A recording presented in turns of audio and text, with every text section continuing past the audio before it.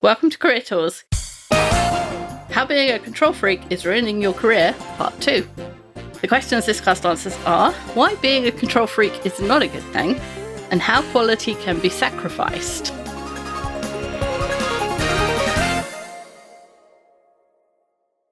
Folks, any cast about stopping being a control freak probably means you need help with relationships as well. My recommendation for that is always to come to our Effective Communicator Conference. There are some people you naturally click with. You know those people. It's great. But they're a minority, right? And that's because they behave the same as you. They tend to engage in the same types of behaviors in communication that you do. In order to be really effective with everybody, to click with more people, you have to learn how to change your behavior. Not a lot, just slightly, move in other people's directions. And the Effective Communicator Conference training won some awards for its structure and delivery, and maybe the most important thing I ever learned in my professional life. So come to the website, check out ECC, and stop being a control freak. Last week we talked about being a control freak, what that means, and we tried to convince you that giving up quality for the relationship is at least 50% of the time a good idea. So now we're going to talk about actually how you do that and how you balance the scale in specific instances. So the first thing you want to do is ask, how much does it matter? And then, depending on the answer, you take one of these 3 steps. If it doesn't matter much or at all, let it go. If it matters, be private about it. And if it really matters, you can be public, but not critical. So let me do those again. If it doesn't matter much or at all, let it go. If it matters, be private about it. And if it really matters, then you can be public, but not critical. So when we say, how much does it matter, we're not asking, how much does it matter that it's correct? Or how much does it matter that my plan is the one that's followed? What we're asking is, how much does it matter to the successful conclusion of whatever it is? Here's a simple example. When a child sets the table for dinner with a knife, a fork, and a spoon, a lot of times the placement isn't where they actually belong. Right. They get the knife and fork mixed up, right? Absolutely. If you were asking the question, how much does it matter that it's correct? You could answer a lot. You want your child to learn the right answer after all, right? That's part of raising a child.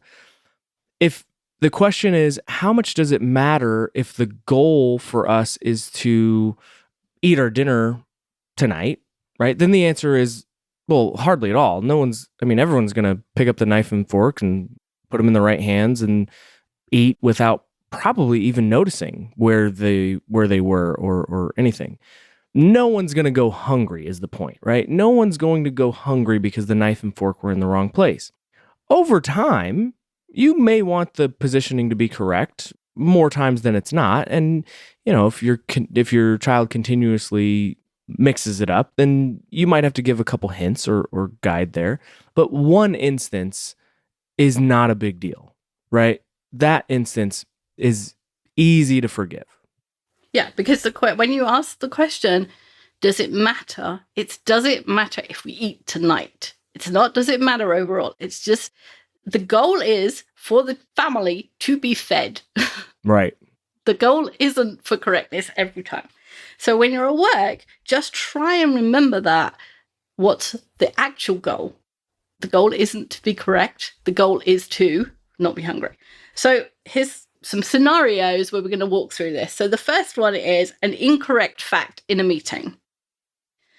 For some facts, it doesn't matter much, so you can let it go. So you're in a meeting, you're all looking at a document, and someone says 2021 instead of 2022. Right? And your inclination is to correct them because you want the record to be right. You want what was said to be correct. Mm-hmm. And if we ask you, you'd say, yes, it matters, because of course it matters, right? Mm-hmm. But what matters more, the record being correct or your relationship with this person? Right. Right? Because what happens when you correct someone is they hear, you're wrong, I'm right. Being right is more important than my relationship with you. And that's not what you meant, but that's what they hear. And we said this before, we judge ourselves by our intent. I was just trying to be helpful. They judge us by what we did and what we said, right?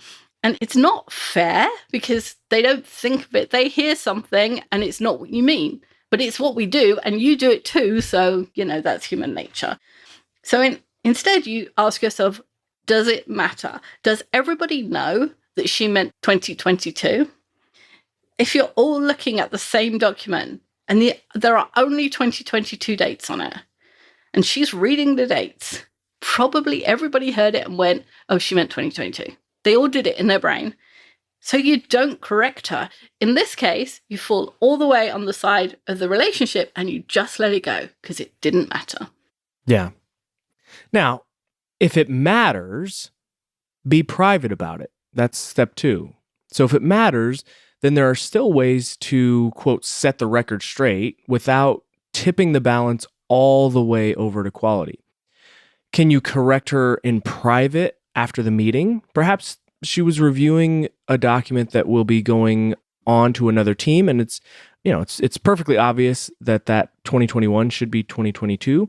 So you don't correct her in the meeting, but you do want to make sure that the document is accurate when it's passed on. So after the meeting, you say, hey, Julie, I noticed on page 3 you have 2021 rather than 2022. It's just a little thing, but I thought you'd want to correct it before you sent it on. That's it. It's just a little thing. And you do it in private. You don't have to do it in front of everybody.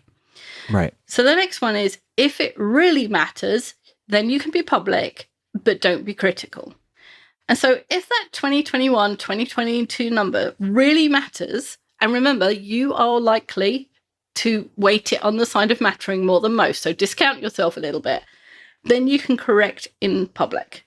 But don't use your usual tone. If you've been called a control freak or something similar, then your normal tone is probably critical.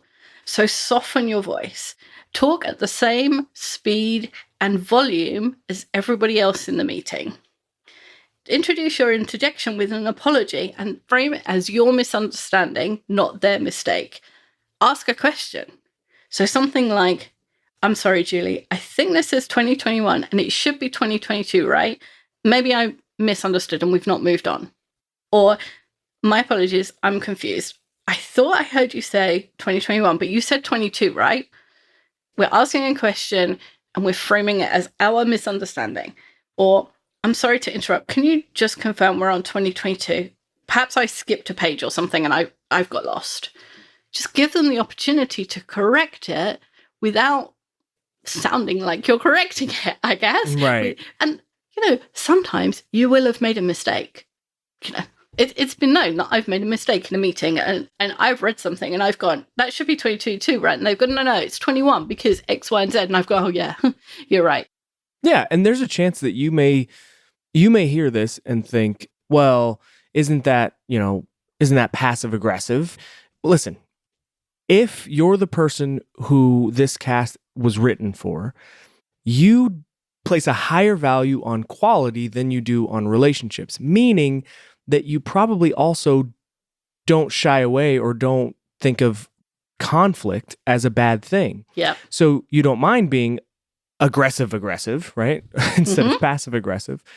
But this is how you talk if you care about your relationships with someone. If you don't want them to think that you're just pointing out their mistake, you genuinely say, hey, I'm pretty sure I heard you say 2021, but did you mean 2022? Because it looks like everything else is 2022, right? Just want to make sure, right? Framing it that way also, and I know some of you who are so focused on quality probably don't find yourself in this situation, certainly as much as I do, but you might actually be wrong. There's a chance Exactly. that you did hear it wrong. Mm-hmm. And then if you say, oh, I'm so sorry, I think you mean 2022 and not 2021, right? And then everyone in the room goes, she said 2022.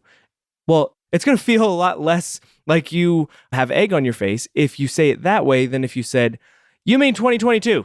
Yeah, and everyone goes, that's what she said. That's That's exactly what she like said. the escalation of the situation. And look, if there is a mistake, everybody in the room who has spotted the mistake knows it's not your mistake. They know that that person said 21 when they meant 22, and they know that you didn't mishear it. And 9 times out of 10, the person who made the mistake will immediately say, you're right. I keep getting those mixed up, or January, right? Mm-hmm. And you can give a little here and still be right. You can sacrifice a little bit of your ego for the understanding of the team and the organization. You can give some of your quality energy up for the long-term balance. Yeah. There's another podcast that touches on wording things like this, which is Teach as if teach not, which we've referenced several times. Folks, if you can't afford the ECC, I think it's only $1,000. But if you can't afford it and you're looking for some help, for $30, you can take MT Disc. And that will give you insight into how you tend to behave. But more importantly, 2/3 of the document, probably 25 pages, is based on what you can do differently to be more effective. That's what professional life is like. It's always trying to become more effective. Unfortunately, for most of us, we think of the way we talk as normal, even though other people don't talk the way we talk. And we end up not connecting with people, not building strong relationships with people who are different than us. And I mean behaviorally different. And it's not hard to make some changes in your behavior, and you will massively increase your effectiveness. And Empty Disc will get you started on the way. It's only $30. So the next scenario is there's a work management spreadsheet. So if your team is developing a work management spreadsheet after the Career Tools podcast of the same name, you've listened to the podcast twice and read the show notes so you know how it should be done. Someone in your team volunteers to get the thing set up. Your inclination is to maybe take that work from them and do it yourself so it's done right because you're an expert on it. Or if they really have to do it, then you'll quote unquote help them, right? Which means it really means you're going to be doing the work, or they'll just be doing the hands. Yeah, they're doing the hands-on the stuff, typing right? of what you're telling them, right? Right. You're behind the scenes, you're pulling the strings, they're actually typing it in. Yeah. So step 1, if it doesn't matter much, let it go. And this spreadsheet is going to be developed over several months. The whole team is going to be using it. It's going to be iterated on over time as the team finds the things that work and the things that don't work. It doesn't matter if it's not perfect in the beginning, because what exists a month from now will look nothing like what it looks like in the beginning. And we've learned in the modern world that the strategy of focusing on perfect quality on the first try is bested every time by a strategy of iteration. The first iPhone, which I think was the most successful consumer product in the last 20 years, didn't even have third-party apps initially. And those of you who have an iPhone now, you probably couldn't even imagine an iPhone being of any use to you at all without all of those third-party apps that we all use every single day. But iPhones weren't going to have any of them. It took a year for Apple staff to convince Steve Jobs to allow apps. And in 2022, Apple estimates the app economy generated $643 billion in business. The first version was not perfect and was never going to be. Nor is this spreadsheet that your team is designing. Let the other person do it. Give 100% to the relationship in this example. And not only let them do it, praise them for what they've done. Or, say, hey, that's a great first draft. Or I love the colors you chose. Or I never use Arial and it's such a great font. It's so clear. You can find something to praise.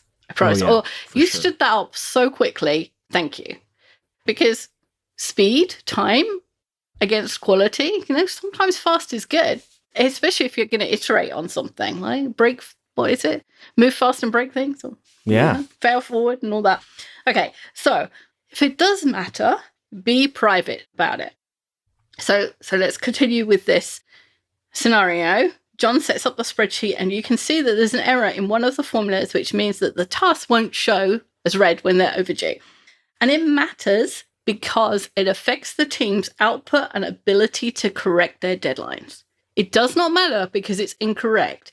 It matters because that's an indication to the team that things need to be changed or things need to be done. That's why this matters, and you're allowed to allowed in inverted commas. You're allowed to speak up, or we're allowing you to speak up about it. So again, when you mention it, be casual. It's a small thing. It's nothing to be excited about. You might not even be right. So in private, you say to John, "Hey, you might want to look at the cells on row 8. When I glanced at it, I thought they should be red and they're showing as orange. And you've been deep in this stuff and I could be misunderstanding it. It was only a quick glance, but you might want to look at it," right? Give them a chance to correct their own mistake. Don't make it a big deal because it isn't, because this is an iterative process. And just, you could still be wrong. Absolutely. You're not just saying that. You could actually still be wrong.